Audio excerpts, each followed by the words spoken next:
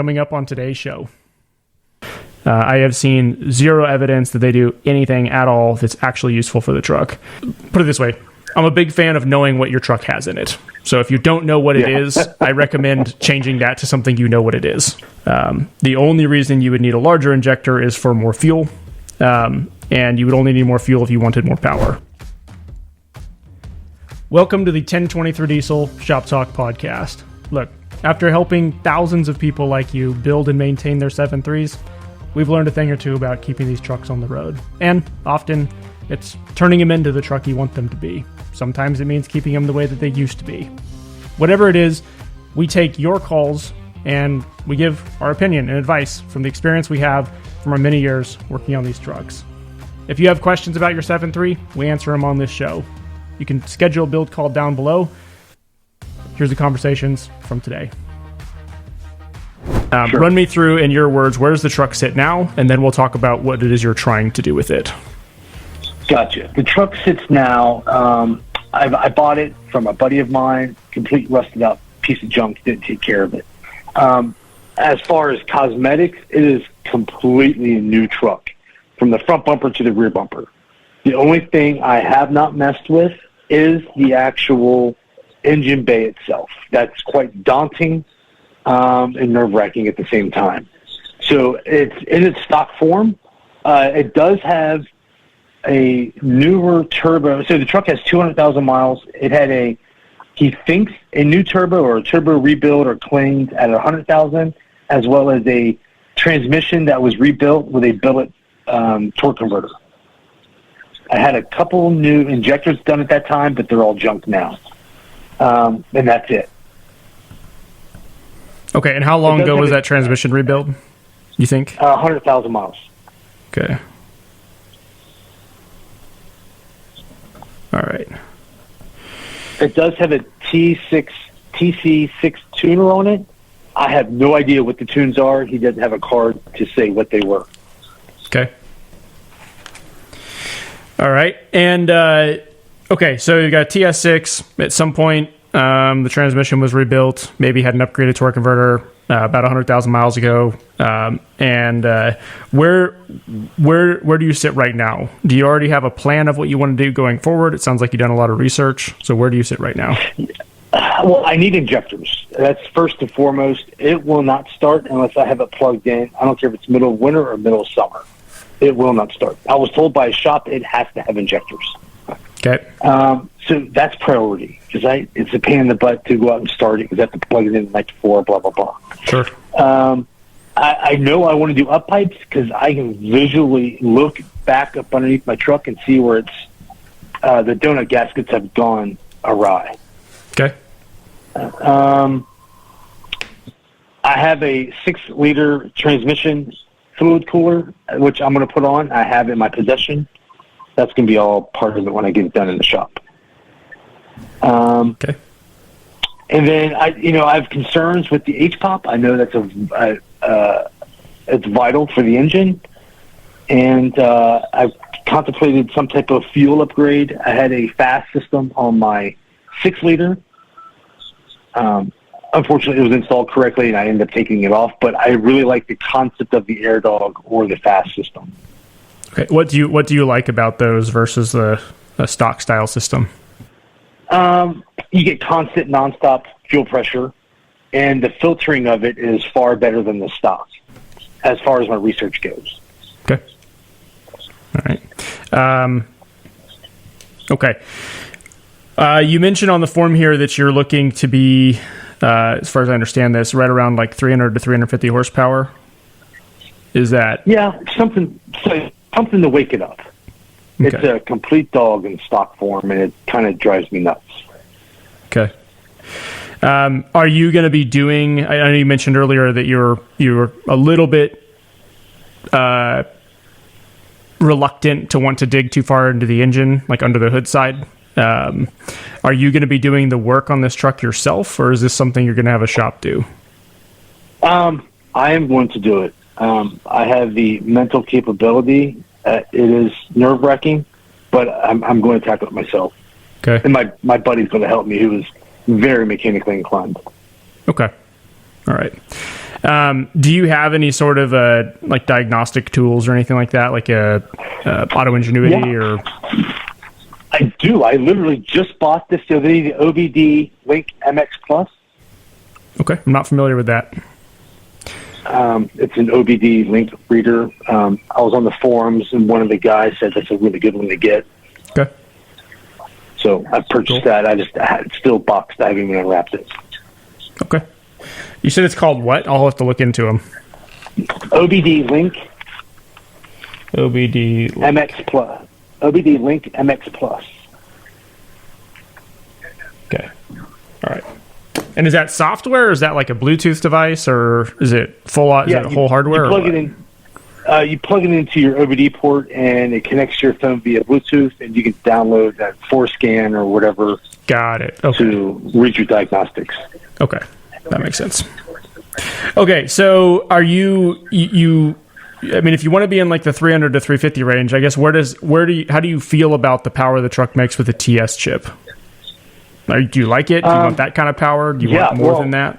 When it's on, so again, I don't know what the programs are when I flip the button. I know the first one stock, the number 3, it is perfect, but I don't have a clue what setting it's on. Okay. But it's like all that I need. It's beautiful. Cool. Okay, awesome. So that's a good guardrail. So we know that you're happy with the power it makes with stock injectors. Just maybe change the tuning to something you know what it is. Like maybe we'll have to do that. But you're good with stock injectors. Yeah. Cool. As long as it's feeding the engine correctly, I'm not running too lean or anything like that where I'm gonna blow it up. Yeah. If you want to take a concern out of your mind, you basically cannot run. Well, I shouldn't say all diesels. I suppose there's some way somebody could probably figure out a way to run a diesel kind of lean, but it's pretty safe to assume it's impossible for a diesel to run lean, especially 7.3. So, okay, that makes not me going to feel a lot better, to be honest.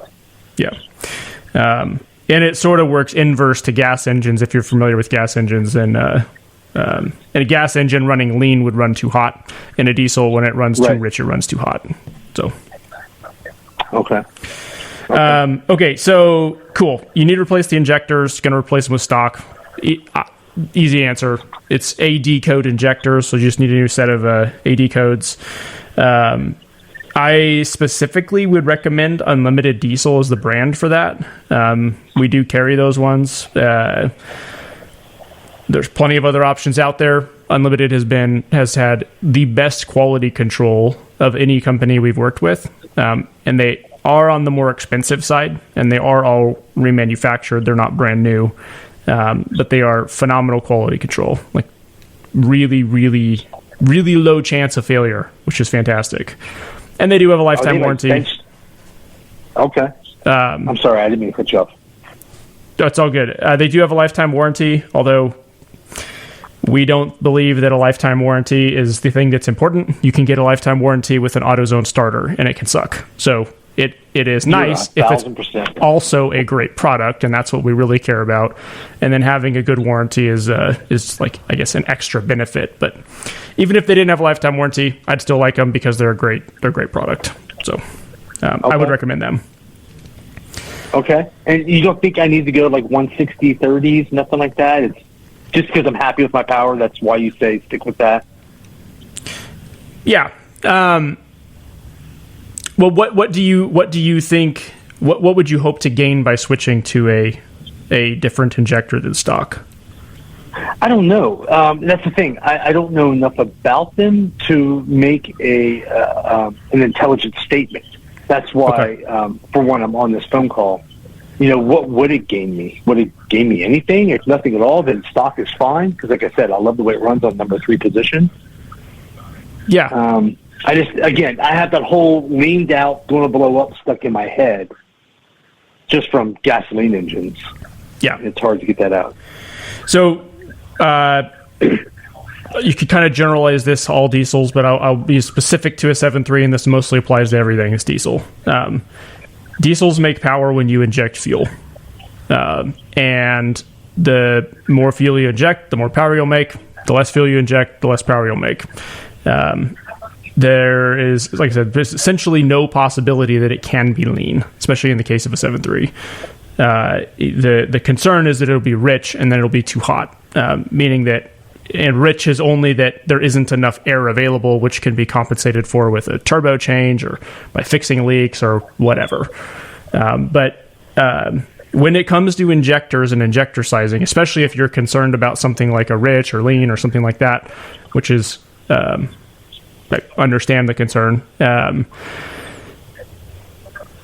The more you deviate from stock, even outside of the problems you just mentioned, the more you deviate from stock, the more chance you'll have of any kinds of problems like that, like temperature issues or like controlling combustion events in a way that's going to keep it clean and cool. Like when you get away from stock injectors and you moved from a split shot to a single shot of any kind, you open yourself up to a whole world of new problems. Understood. The only reason that we would ever recommend putting a injector that's not stock in a Superduty 7.3 is if you wanted and were okay with everything that came with it, if you wanted more power than the stock injectors were capable of. Other than that, there's no good reason to do it. Okay. One of the arguments that people make is, and this is on the forums forever, is like, well, if you switch to a single shot to get better fuel mileage or something. I mean, we've worked with a lot of people with these trucks, and the best consistent fuel mileage we've ever seen from a Super Duty is with stock injectors, and it is not from running larger injectors. So if that was one of your reasons why maybe you'd want to, I can tell you we've seen zero correlation between moving to a larger or single shot injector and getting better mileage. And the only reason you would need a larger injector is for more fuel, and you would only need more fuel if you wanted more power. So if we can avoid all the complications that come from a larger injector, and keep like the diagnostic side of the truck as it was from the factory by keeping stock injectors, while still giving you the power you want, then I 100% recommend staying that way. And that means stay with stock injectors. Okay. Now, on that same note, okay, because I love the way it runs on tune number 3, which whatever that may be. My concern is what happens when I hook up to a trailer, because I don't know if it's a race tune or if it's just an 80 horsepower driver tune with a low tow capability. That's a concern I have as well with those stock injectors. That's why it all gums together, I think, in my head. Sure. Well, so it doesn't really matter what the tune was intended for, and it just generally doesn't ever matter. Some, like any good calibration, is not, like, it will be detrimental to the truck in that it will produce more power, and if you're okay with more power, it's going to shorten the life cycle. Like, but that's inherent to the fact that you are putting more power through the engine. As for can you use a certain tune for towing? The biggest thing that matters is temperatures, keeping mainly exhaust temperatures down, and as you increase your tune power level or increase fuel into the engine, essentially was what's happening there. It's going to increase temperatures. So as long as the truck stays cool, like under 1200, 1250 degrees sustained, then it doesn't really matter what, like, we'll call it quote tune is in it. The biggest thing is that it stays cool. Now, I like TS chips themselves, like they're pretty old, like they're very archaic. They were tunes that were written 20 years ago and then never updated, changed, or anything. And there certainly are far better, there's like cleaner, smoother tunes available now than there was 20 years ago, and what the TS has on it. And so I'd probably recommend switching to something like a PHP Hydra, so that one, what's in it. That's always nice to know. Right. And two, they're proven to be very clean, very smooth, very safe, files that will still get you the kind of power that you have now. So Okay. As part of this shift, I'm put it this way. I'm a big fan of knowing what your truck has in it. So if you don't know what it is, I recommend changing that to something you know what it is. And I think switching to a Hydra is going to be a great choice for that. You don't have to, and you probably are perfectly safe just running what you have. But if you're going to run tuning, if you're going to make any more power than stock, one thing I would add to your list is a monitor. At the very least, be able to monitor exhaust temperatures. It sounds like, if you use Torque Pro or something, you can get most of the other data you may want from that. But these trucks don't have an EGT probe from the factory, so that's something you would need to add. Yes. And I would recommend adding one if you're going to be running tuning or anything else on the truck. I was going to I had a CTS3. Mm-hmm. I think it was the Edge Insight. It just kind of monitored everything. Oh, my last 6-liter, I loved it. That's what I plan on buying again. Yeah, they're good. On the Superduty trucks, they work great. Some of the older trucks, they're a little buggy, and they have to be unplugged to get them because they'll freeze up or something. But for the most part, on the 2000 and up trucks, they work fantastic. So, yeah, great. Definitely recommend it. Great. I will say it's kind of redundant to have to buy a Bluetooth diagnostic app or something and have a CTS3 because they're both basically going to do the same thing. So the only thing I'd warn against is, or at least just think about is, if you get a CTS3, you don't really need to pay to get another app. Some of them I guess are probably free, but I wouldn't pay for another app to do the exact same thing, I guess is what I'm saying. So, Gotcha. Thank you. Okay. I guess I kind of just talked a lot. So does that kind of clear up your questions, your concerns about it does injectors at all? A lot. Yeah. 100%. I appreciate that. So stock injectors, who cares what tuning you got on? It's all about curbing the temperatures and monitoring those. Got it. Yeah. I would say that's a good enough way to sum it up. Yeah. Yeah, that's perfect. Thank you. Okay, so without knowing what you might come up with as a problem later, if you have temperature issues or if you have turbo surging issues or other things that can come with tuning on stock trucks, is there anything else specifically right now other than the injectors and tuning and monitoring that you're concerned about and you want to address other things later, or do you want to talk about turbo that matches tuning on stock injectors and fuel system mods and stuff too? If you could tell me a good turbo, because there's only a few minutes left, but a good turbo to monitor. Do I rebuild it? What do you think? What's your thoughts on that with an HPOP? Okay. Well, I'll answer that in a second. I want to say one more thing, just so we're kind of on the same page about what the concept is here. Basically, outside of fixing a problem because a part is worn or broken, the only reason to upgrade essentially anything else on the truck, whether it's the fuel system, turbo, HPOP, whatever it is, the only reason you would change those parts outside of just repairing them because they're broken is to be in support of the fuel that you have. In other words, the power you want to make or the injector size you have. So that's the general idea. Everything else is considered a supporting modification to work with the power goal you have. And the power goal you have is going to be based on the injector size and the tuning you use. So past that, for a turbo that matches a stock set of injectors where you're going to just be running tuning with it, but you are going to be tuning it, I would say the best option would be either KC Turbo's Stock Plus Turbo, which is just a new stock drop-in, but it has all of the little upgrades we would want to see. It's got a good billet compressor wheel in it. It's got a better design, but stock size turbine wheel. Both of those are equally as important. It's not just the compressor wheel that matters. It also has a better wastegate actuator and a 360 thrust bearing.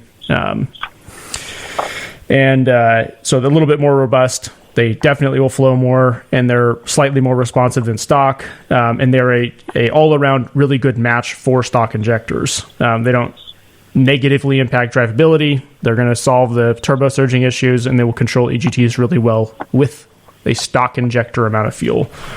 Okay. There's a secondary to that. If you would rather rebuild the turbo yourself, you can, and they sell what they call a balanced assembly turbo kit that gives you the same internals. It's a rebuild kit with that same compressor and turbine wheel upgrade, where you can rebuild it yourself and save like $500 or whatever. So get the same performance for a little bit cheaper if you want to rebuild it yourself. But either one of those options, performance-wise, would be what I'd recommend for it. It's just a matter of whether you want a new turbo that has a warranty or you want to rebuild it yourself. That's basically it. Understood. Okay. That's great. If you haven't yet, which I don't think you'd mentioned it, I guess you said you actually did want to replace them. So when you replace or when you dig into the turbo, replace it, rebuild it, whatever you do, I would definitely replace the up pipes with like stainless belted up pipes. And the remove, unless you have other reasons you'd want to keep it, I'd recommend removing the back pressure valve also. Gotcha. And that would be two components. It's the pedestal has the rod that actuates the valve, so you'd want to replace the pedestal with a non-back pressure valve pedestal, and then the valve itself, the back pressure valve, is in the outlet of the turbo, and so you would need a high flow outlet and a non-back pressure valve pedestal, which is a whole lot of words. Yeah, I'm writing it down. If you go with like a KC Stock Plus turbo, so if you go with a drop-in, one of the KC chargers, it comes with a high flow outlet already on it. So all you would need for, let's say, this whole job would be up pipes, the full drop-in turbo, and then the pedestal. That's it. If you were going to rebuild the turbo yourself, then you would need the pedestal, the high flow outlet, and the rebuild kit and the up pipes. Okay. On your website, I'm just trying to figure out which one that turbo it is. I'm going to send you one. So the stage one is not what you could run the stage one, but that's not the one I would recommend for this. It's called a Stock Plus. So if you go under the 99.5 to 03, and then go to, I guess it's engine and performance, and then turbos and turbo parts. It's called the Stock Plus Turbo. Okay. Which is not the same thing as the stage one. Okay. I just didn't want to be confused and pick the wrong one. Yeah. Like I said, when we're done here, I'm going to shoot you a list with everything we talked about. So in case you need help finding something fantastic. Or whatever, I'll include that for you. So CTS3 is a great monitor. That's a good way to go. And then you would want to add an EGT probe to that. Yep. The unlimited diesel AD code injectors would be a great replacement. When you replace the injectors, a couple 100,000 miles, it does add some cost to it, but it's not a bad idea to also replace the glow plugs and the undervalve cover harnesses and gaskets. They often are frayed, worn, broken, whatever. If you want to dig into it and do it once, I would do all of that at the same time. And again, I'll link to all those, what we recommend for those. If you're going to replace the glow plugs and the harnesses and gaskets, I would recommend using some version of OEM, which would be either Motorcraft, Alliant, or International. Then for the glow plugs, it'd be either Motorcraft or Bosch would be the two. One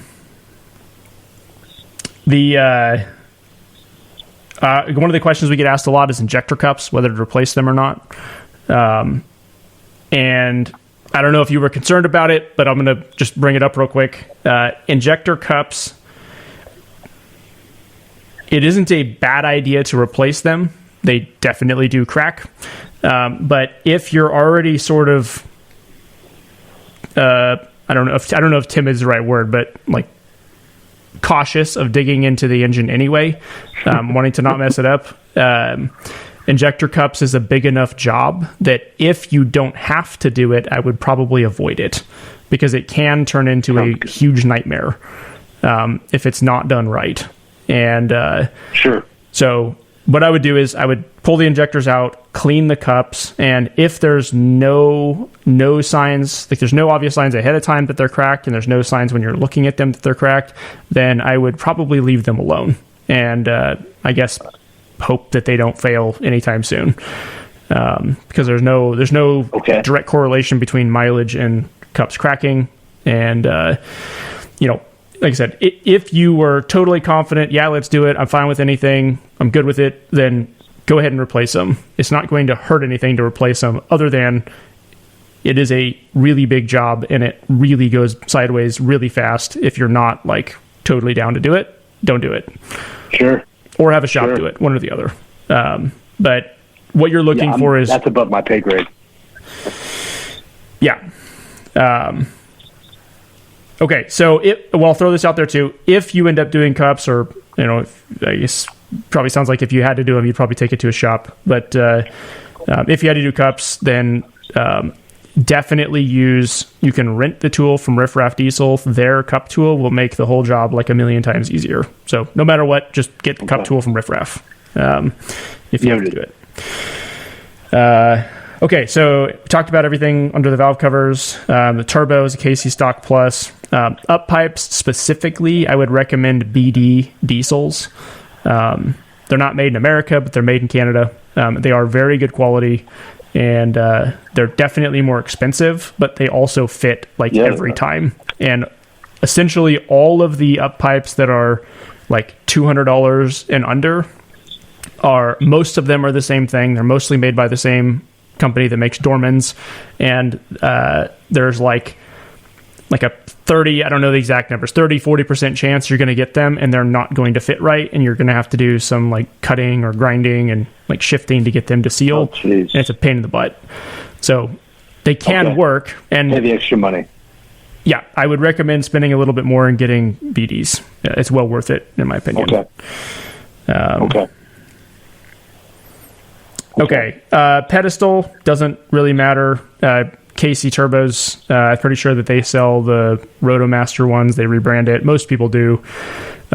They work fantastic. So I don't have there's no known issues with like certain brands of pedestals that are good or bad. Most of them are really good. So yeah, I see it on your website. I'll probably just add it to the cart, the one you have listed here. Yeah. Great. Like I said, the PHP Hydra, that's another thing. You don't have to. If you like what you have, you can use it. If you want to get all this stuff done, run your TS as it is. Just monitor the truck, see how it feels, monitor EGTs, make sure it's in check. And if you're happy with it, then you don't have to change it. Like that, what really matters at the end of the day is that you're happy. But if you want to be familiar with everything that's in the truck and have the ability to, I guess, discuss with other people what it is, and if you have questions, have somebody who can answer them because we know what it is, then I would recommend switching to a PHP Hydra, and that will come with access to really good known good tuning that will match your truck. And then same thing for the HPOP. I mean, it sounds like you're trying to do this all at the same time, but you may or may not need one. I mean, you're not going to know if you need an HPOP until you monitor the truck and see if it maintains injection pressure. And you'll be able to do that once you have the either the CTS or the OBD, Bluetooth monitor in it. So if you want to replace it and you have stock injectors, then I would recommend CNC Fabrications Stage 1 HPOP. It's just a 17-degree pump, so it's the same swash plate angle as stock, but it's they do flow slightly more. They are obviously new, not worn, and they have stainless inserts, so where your HPOP lines connect to the pump, they're not going to strip out there. And that will be a plenty sufficient pump. I'm sorry. Go ahead. I was wanting to add their new their HPOP lines in the crossover line. They're only a couple $100, and that seems like why I'm under there. It seems like a good thing to do. Yeah, I would not recommend a crossover line. I know lots of people do. I honestly don't know why everybody still sells and recommends them so much. I have seen zero evidence that they do anything at all that's actually useful for the truck. The only thing that I know they do is they add one more thing across your engine bay, and they add 2 more potential places for oil leaks. So I don't recommend them. It's not going to probably hurt anything, but I have seen zero evidence that they do anything that's actually useful. So you can go that route if you want to, statement. But I don't really recommend it. Okay. All right. I love it. Yeah, you're right. That's just one more added thing underneath there with 30 grand. Yeah, and just to be clear, I'm not saying their H-pop lines are bad. If you want to replace their H-pop or replace your H-pop lines with their braided stainless ones, just as a replacement, they're fantastic. Highly recommend it. I just wouldn't get a crossover line. Understood. I get it. Okay, so it doesn't really matter if you want to replace it, go for it. If you don't, that's fine. But ultimately, what I would want to look for is, does your pump keep up or not? And if it doesn't, then replace it. And if it does, then there's really no benefit to replacing it either. So, understood. I have it wrote down. Got it. And now, when I'm just cruising around, is it when it's wide open throttle, the pressure should be 2,800 to 3,000, or all the time? Yeah. At some point, I need to make a guide about that. So, it's a variable. The way that we test whether it keeps up is under the most amount of load the truck will be under. So typically, you would put the truck in the hottest tune that you intend to run. So, in this case, your tune number 3 or whatever. And then go, 80 to 100% pedals. Anywhere above that should give enough demand. And see if the pressure, because that is where it will be commanding the most amount of pressure under the most amount of load. And essentially, if the pump is able to maintain pressure in that scenario, it's able to do what you need it to do. So it is not always commanding 3,000 PSI. We're not always commanding, even 1,000 or 1,500 PSI. It's always changing, but if it's able to maintain under the most load you'll put it under, then it will also be able to maintain every other scenario. There's just no good way to test. There's no way to validate what's happening, since it's a variable and it's always changing. There's no way to say, well, this is what it should be and this is what it is. Nor does it really matter, because like I said, it will be able to maintain in a cruising scenario. And we know that for sure if it's able to maintain under the most load you put it under. So that makes complete sense.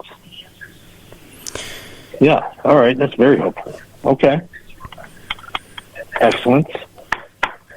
Let me think if there's anything else I'm missing here. So, if you don't, let's see, if you don't have an air intake or an exhaust system now, which doesn't look like that's on here. I have a 4-inch exhaust. I did not state that. I'm sorry. Okay. Stock air intake though? Yes. Okay. I would recommend, once this is all said and done, at least check your filter minder. If you don't have problems with it, and you're just running a very mild tune, your stock airbox will probably be okay. If you are sucking your filter minder down, and it will be capable of that with just tuning on the truck, but it may not be a problem if you're not actually pushing it that hard. If you end up with problems with it, then I recommend S&B's air intake kit, which is also of benefit just for filtration. The stock airbox, especially with any aftermarket filters like a K&N and stuff, they tend to let dirt by. They don't filter fantastic. And aftermarket one like S&B's is great for filtration, great for airflow, and it's specifically S&B's is popular enough that they're extremely easy to get replacement filters. Even a lot of just local shops and stuff carry them. So it's not a huge headache to find replacements when you need them. Okay. I can look that up. And then, you mentioned switching to a fast or an AirDog style fuel system just for filtration. I totally get that. I'm not against it at all. If you go that route and you don't already have the FAS, I would recommend looking at AirDog's 5G pump, which is just basically like FAS's, but it's just AirDog's version of it. Sure. And they do have like an install kit and everything for them to go in those trucks, but it's sort of redundant to do that and then also keep the stock fuel pump. And so if you're going to do that, I would do the AirDog or the FAS. And then I would look at CNC Fabrication has a 4-line feed kit with a that deletes the fuel bowl, and it is the lines on top of the engine that feed all 4 corners of the heads, which addresses a bunch of other restriction issues. But it's set up so that, and then I should also say they have one with a distribution block that sits in the valley that you just feed from an AirDog. It's a whole system designed around using a pump like that, I guess is what I'm getting at. And it also addresses a lot of the other restriction issues on top of the engine. So if you choose to go that route, then that's a great fuel system to go with, is like an AirDog or a FAS, and then the CNC Fab's 4-line feed kit. Is it necessary given the setup which we've talked about? It's not necessary for flow, no. Like your stock fuel pump flows plenty of fuel for stock injectors. Okay. If what your concern is like, we'll call it like good but excessive filtration, then I'm by no means going to argue with that. I mean, there's certainly some merit to it. I believe that is probably excessive for most people, and I wouldn't spend the money on it. But there's also nothing like wrong with that system, and it will filter better. So. Understood. Got it. Well, that's, it's $1,200 I don't have to spend if I don't have to. Yeah. There are a couple things that aren't a bad idea. So, and it's a lot cheaper than building an entire fuel system that's mostly not needed for flow. And just any sort of hutch mod. So like we recommend Driven Diesel's pre-pump kit, which I think is like $200, $220. You can build one yourself. You can do it differently. It doesn't matter how you do it, but keep the stock pump, and then just get rid of the issue in the tank, which is a whole separate issue from a FAS, which is the screens that get clogged. And also there's a couple of the routing issues that get solved with that. But like Driven Diesel's pre-pump kit addresses the in-tank restriction issues and adds, in conjunction with the stock fuel filter, adds a pre-pump filter and a water separator, and it's very cost effective. So I'm not against that at all. I think that's a great idea. So Driven Diesel's pre-pump kit, definitely something I recommend, but it just gives you a standard like spin-on Baldwin filter that you can add without having to drill into the frame rail. And then if you wanted to, it's not mandatory, but CNC Fabrication's 4-line feed kit that keeps the fuel bowl on top of the engine is another thing I would recommend doing while you have the turbo out.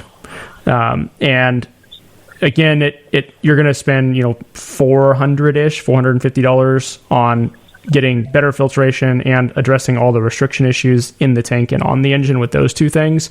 A lot cheaper than building a whole system that's kind of overkill for what you're doing. And then it still gives you the ability to keep the stock fuel filter. It just adds another fuel water separator before the fuel pump for a lot less than by building a whole system. So the hutch mod, the Driven Diesel kit, and the CNC 4-line feed kit. Gotcha. Okay. Yeah. And there's two different versions of that. So the one I mentioned earlier that deletes the fuel bowl. So like if you're going to do an AirDog or a FAST, you would want to delete the fuel bowl and use their 4-line feed kit that gets rid of the fuel bowl and then adds a distribution block. If you're not going to use a FAST or an AirDog, then they also have one, specifically the part number is BRFK, Bravo Romeo Foxtrot Kilo. I got it right in front of me.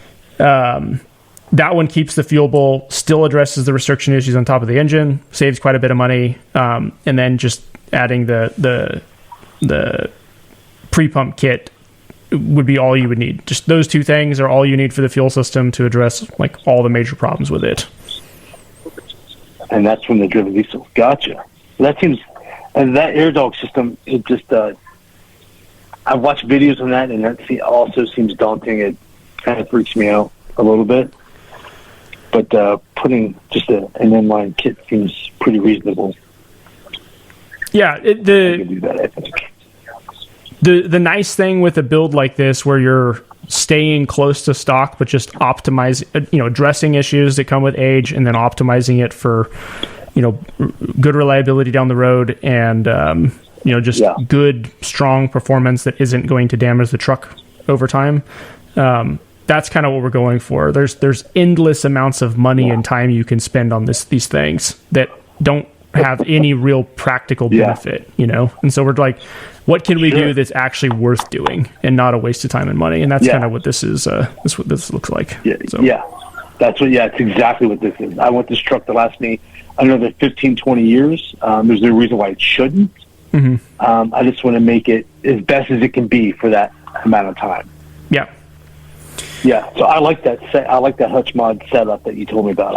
I will do that. Perfect.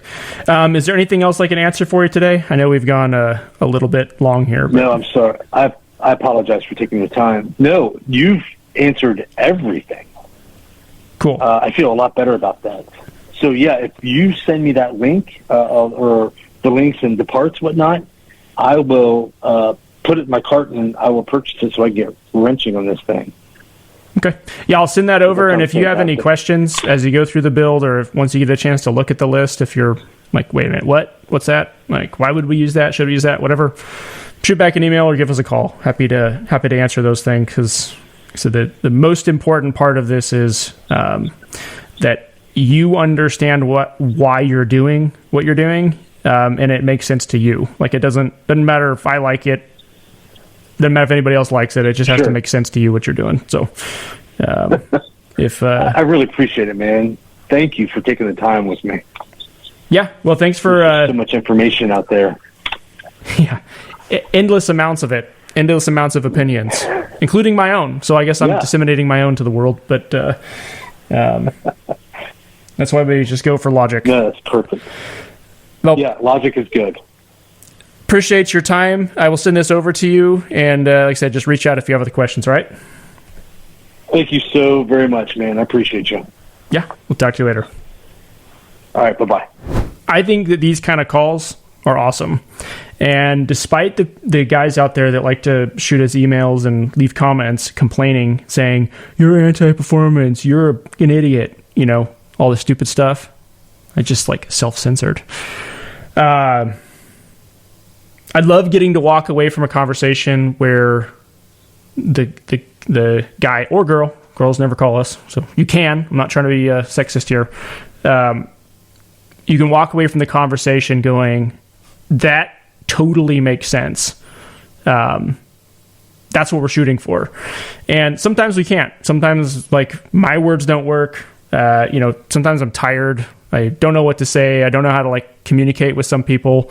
That goes both ways. Doesn't mean they're right and I'm wrong. Doesn't mean I'm right, they're wrong. Just sometimes don't communicate well. But the conversations like this, where we can both walk away going, yeah, that's clear. It makes sense. That's what we care about. And that's the point of this, is to meet you where you are, because it's not a matter of how much you know or what you've done. It's a matter of, we're going to try to help figure out where do you sit now, and how do we help you pick a goal, and how do we help you get to that goal without destruction along the way. That's what we're going for. And so these, there's a lot of times you guys will, shoot us an email and stuff and say hey, this person said that, and this should have been a better answer. That could have been a better answer. Fully agree. Sometimes I could do a better job of communicating. But that isn't the point here.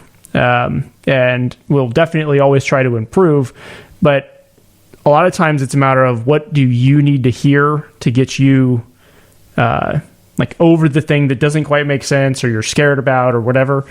And that isn't solved by being a bully, and we always want to avoid confrontation. Let's keep it smooth. Let's keep it educational, so that we both can learn something from this and walk away with a list. We want a list that will help us get to the answers for your truck. So anyway, I appreciate that. That was a great call. Thank you guys for watching this. If you enjoy it, like it, share it. And, if you want to be on the show, if you have questions, there's a build call link down below. You can join the conversation. This one definitely went a little long, so this might be the only thing in this show. We'll see. Thanks guys for watching. Early 2000s truck, automatic. It's primarily used for towing. Is that correct? Yeah. I mean, I drive it other than towing, but the primary reason I'm interested in upgrading is because of the towing. I mean, it goes down the highway just fine now. Okay. It tows pretty good now, but I live in the Pacific Northwest. Everywhere I go is uphill. Mm-hmm. So I just, I'd like a little bit more. Okay. How often do you tow, and how heavy is it when you tow? I would say I tow 10,000, and that's a combination of the weight of my travel trailer, and I put a 60-inch side-by-side in the bed of the truck. Okay. All right. So 10, 11-ish thousand, somewhere in there. Okay. And right now, the only modifications, looks like the only modifications you have to the truck are riffraff fuel rail crossover, and then a rebuilt transmission with a precision converter and a Transgo tugger kit. Is that pretty much it? Yeah. Okay. So I thought of this after I filled out the information. I also did the hutch mod. I don't know how relevant that is, but just so you know, I did that also. Okay. All right. And was that just the regular hutch mod, or did you use something like Driven Diesel's kit that has a pre-pump filter, or what all did that include? I have the stuff for the pre-pump filter. I haven't installed it yet, but it's the internals of the tank, the sock or filter, or whatever you want to call it, at the bottom of the tank, and then pulling the return away from that. So the return is not coming back in right where the suction is. Got it. Okay, perfect. Okay. I guess it's a DIY kit. Is there any known issues with the truck? Like, is there anything going on with it that you know already is a problem? Or is the truck just running great, just underpowered? It's running great. I'll tell you the known problem that's there, though, would be the wastegate. I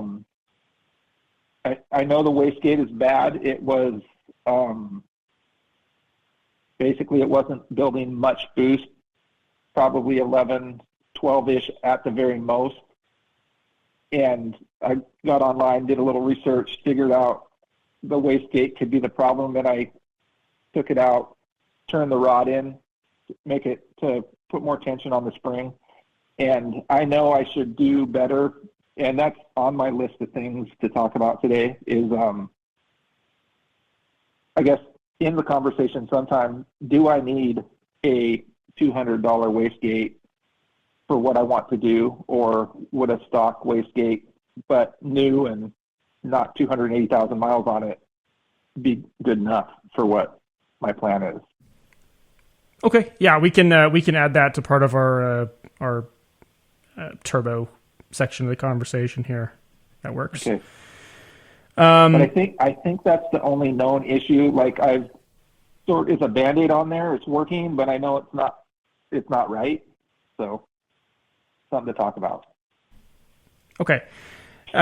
So answering a question about the wastegate, and then looking for some more performance when towing. Is that that's be the objective of the call? That's what I can help you with primarily. Okay. Yeah. All right. So the base answer is this: if there's not obviously something mechanically wrong with the truck other than your wastegate you mentioned, that's preventing you from even making stock power, The only way to gain power is the first way to gain power is going to be by making use of the fuel that you already have, and that is with tuning. So tuning is going to be the primary thing that will actually add any noticeable amount of power. And then almost everything else you might talk about, like changes to the turbo, or the fuel system, or high pressure oil system, or intake, or exhaust, or any of that stuff is pretty much going to be in support of whatever power you're going to make, whether it's with tuning alone or if it's with like larger injectors and tuning. Okay. Does that all make sense? Yeah. Okay. So the thing that we would start with is like addressing any issues that are known issues, or at least acknowledging them. And then the next thing would be, if your goal is more power, then the way to start is with tuning and monitoring. At a minimum, the ability to monitor exhaust temperatures, because that's primarily that's what the primary issue is going to be when you try to increase power. Right. Specifically for that, we recommend using a PHP Hydra, as the device for tuning. It's the most well-supported tuning device. It's switch on the fly, so you don't have to flash the PCM every time you want to change tuning. It will work infinitely. Words are hard. It's infinitely upgradable in that no matter what you do to the truck, whether you leave it mostly stock or if you ever put bigger injectors or a more built transmission or large tires or whatever, everyone who writes tuning for these trucks writes them for the PHP Hydra. Pretty much anybody does. So it's very well supported. The tunes that come with it, just out of the box, are fantastic. Very well tested, very clean, good mileage, nice shifting, all that stuff. So that's the device that I would go with. Okay. And then for monitoring, the biggest thing you would need is just to monitor, like I said, EGTs, monitor exhaust temperatures. Do you have any sort of diagnostic tool at all? Anything for monitoring from the OBD2 port already? I have the scan gauge. It doesn't have the capability of doing that, the EGTs, but I have the boost pressure, transmission temperature are the two main things I look at right now. Okay. Yeah, so the scan gauge, if I remember right, is it a scan gauge 2? Like the little, long rectangle one? Okay. Yep. You should be able to monitor the injection pressure with that also, an IPR duty cycle. Yes, that's one of the options I look at. I don't know what it means, so... Sure. Okay. And I didn't have the truck new, so I don't know what brand new looked like versus what now looks like. Yeah. And it's probably not anything you would have needed to really know up to this point, but that's one of the things you're going to want to know, at least a little bit of what you're looking for when you go to make any more power, even if it's just with a chip. Because once I have that. Go ahead. That scan gauge is set up to do, like, you can monitor 4 things at once on it, right? And I've put in the code to monitor everything that this truck will give it. Like, any information this truck will send to the scan gauge is put in there. It's just a matter of what I select. Mm-hmm. And like I told you, I don't know what it means, so I've looked at it, but. Okay. Well, let's get to that in a second. So if you start with the scan gauge 2 is fine. If you want to use that, that'll give you the basic info that we would want to know after you tune it to decide what to do next. That's basically what I'm getting at here. If outside of that, I would recommend some sort of EGT probe, since obviously the scan gauge doesn't do that. There's 2 ways you can do it. If you'd rather upgrade to a monitor that is like a more capable monitor that can also do like data logging and stuff and read and clear codes, you can move everything over to something like Edge's. They call it Insight CTS3, but it's just an OBD monitor that does a lot more, that also gives you ability to connect external sensors to it, like an EGT probe or fuel pressure sensor, or whatever you want to add. There's tons of different sensors. You could just keep it really simple, use your scan gauge 2 as your to monitor the truck with, and then just get a single analog gauge to monitor EGTs. It doesn't really matter. Okay. Either route's going to be fine. All right. However you do it, you will want an EGT probe. Yeah, I knew that was the number one thing that I likely need to do. Yeah. For safety, right? Yeah, that's going to be the primary concern when adding power is keeping temperatures in check. And so yeah, definitely have that at the top of the list. So that's what I would start with. And if I were you, based on what we've said so far, I would not do anything else yet. Okay.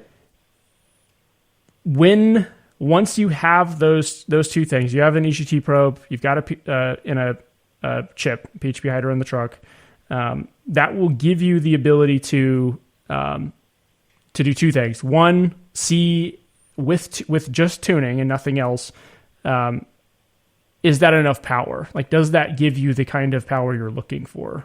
In other words, we're looking for, is that going to be enough, or will you want to do a bigger build that requires like a different size injector or something like that? But like, the only reason we would ever want to go that route is if you don't get enough power from the stock injectors, and we don't know that unless you have tuning. So we start with tuning and determine, does the truck drive the way I want it to?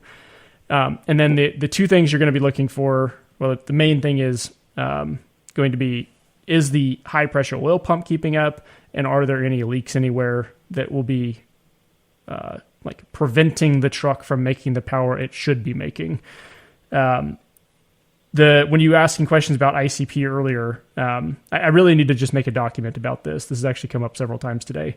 But essentially, the two numbers you're going to look at are the ICP, which I think is they call it ICP on the scan gauge too, injection control pressure, which will range from like 500 to 3,000 psi, somewhere in that range. And then you'll have the IPR duty cycle that'll range anywhere from like 6% to 60%, usually in that range. The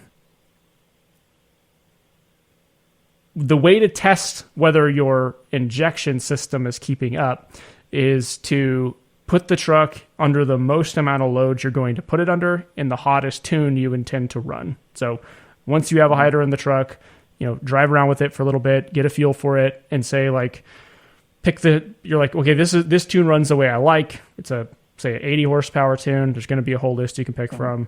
And then go drive it as hard as you would drive it for a few seconds, 5-6 seconds, and see and watch what injection pressure does. What should happen is it should be come up to like 2,800 to 3,000 psi and then stay there.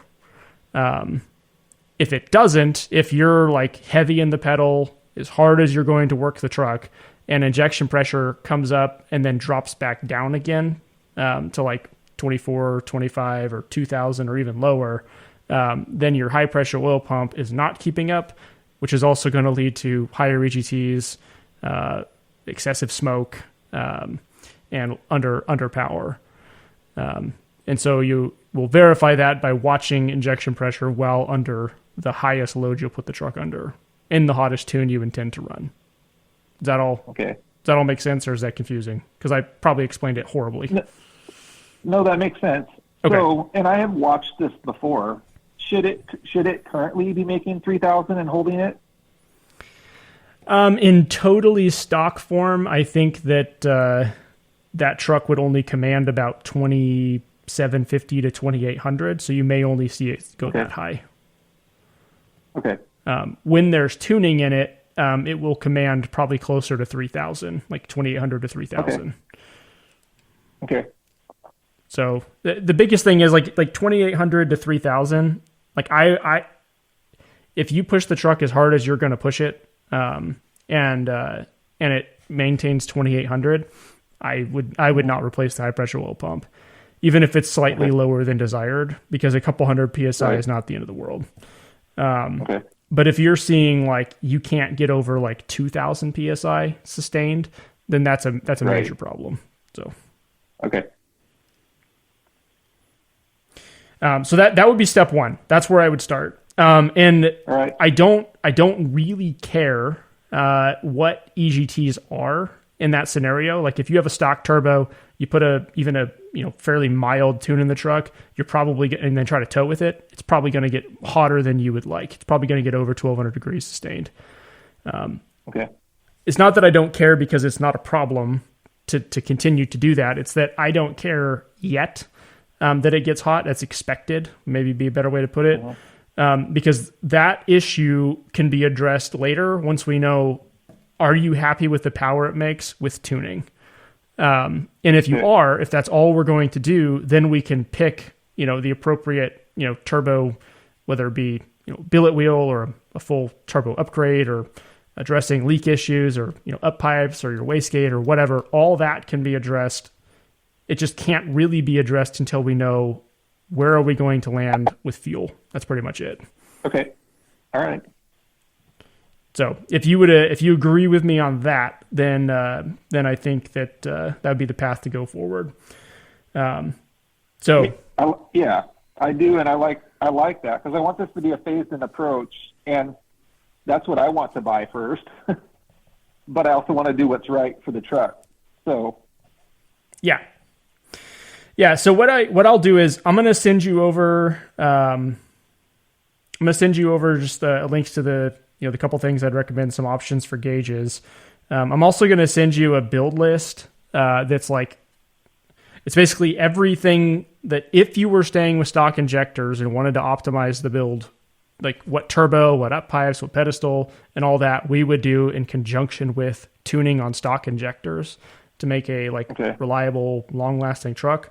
It would contain all that. And most of it you can ignore for now because we're not 100% sure that's the route you're going to go. But the first couple things on the list are going to be the hydra and the gauges. So we start there, and then it also gives you kind of a reference point for where I think this is heading to be looking towards. And then once you get a chance to put the chip in it, run it, monitor it, see what injection pressure does, see how the truck drives, then feel free to give me a call back, shoot an email. We can schedule another call, whatever that looks like for you, and we can figure out what the next steps are. Does that work? Yeah. Cool. Did you have any other questions for me today? Yes, I do. Okay. What you got? Couple questions. Do you still do tuning? We do not. No, we stopped selling tuning about a year ago. Okay. All right. And then my second question, I've done the exhaust back pressure valve delete because it failed, and that seemed like the easiest thing to do at the time. In your opinion, as a professional, do I just stay with that, or do I need to get it back in there moving forward? Have it rebuilt or buy a new one and put it back in?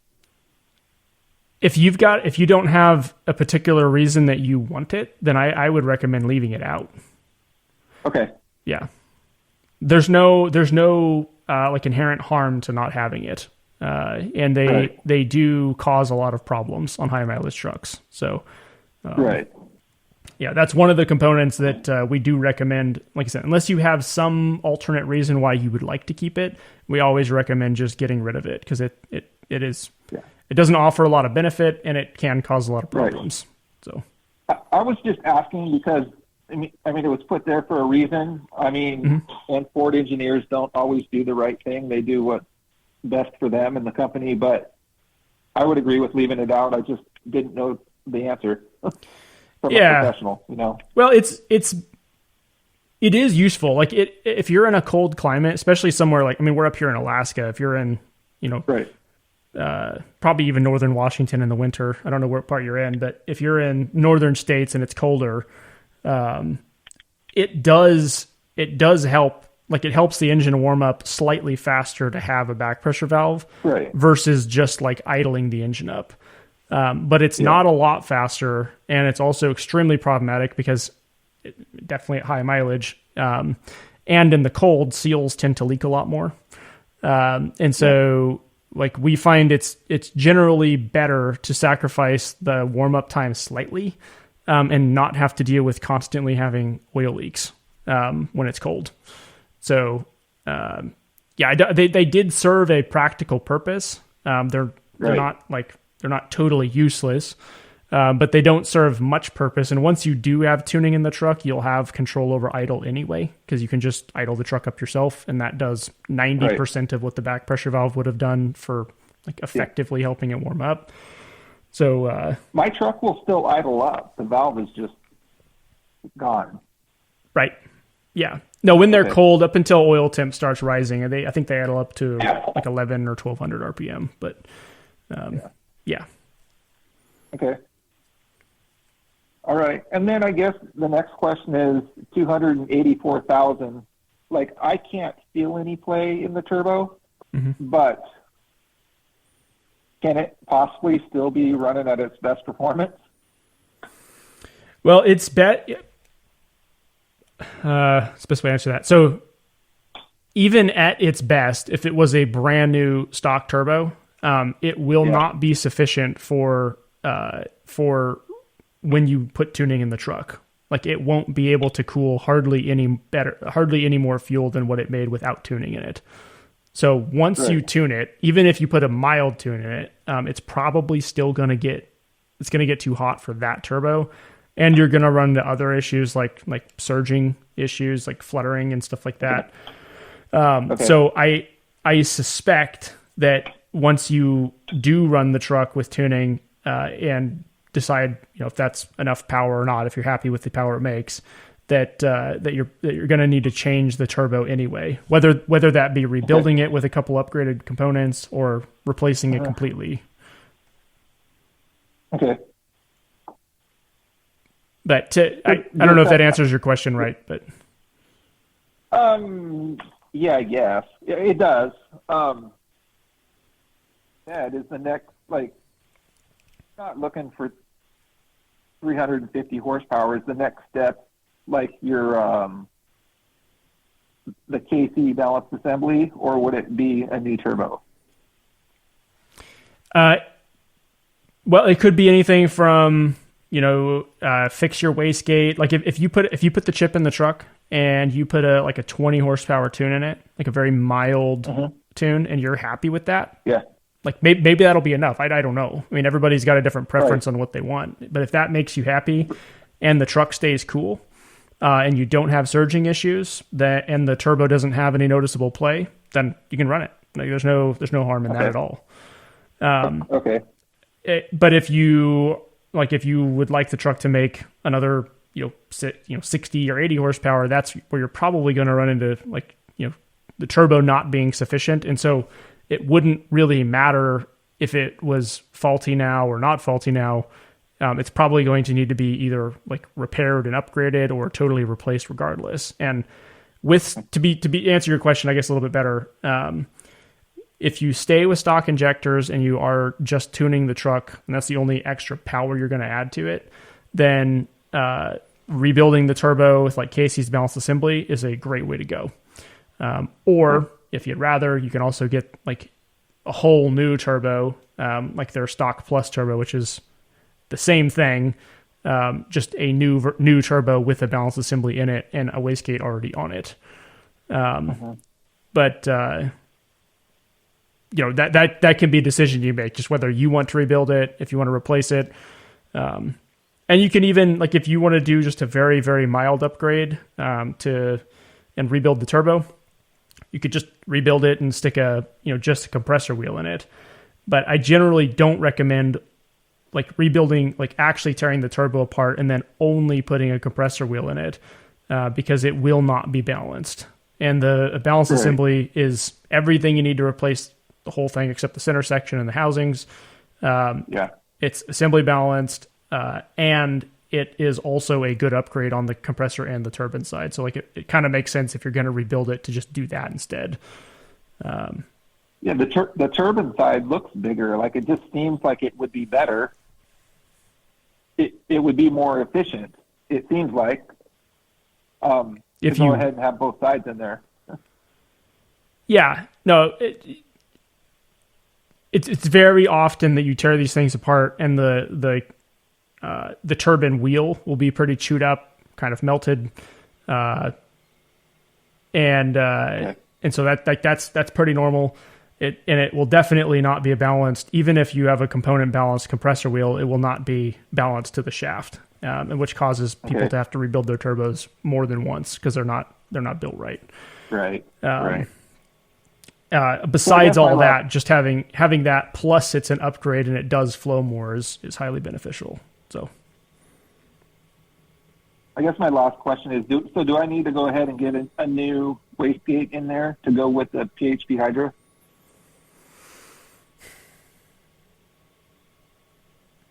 If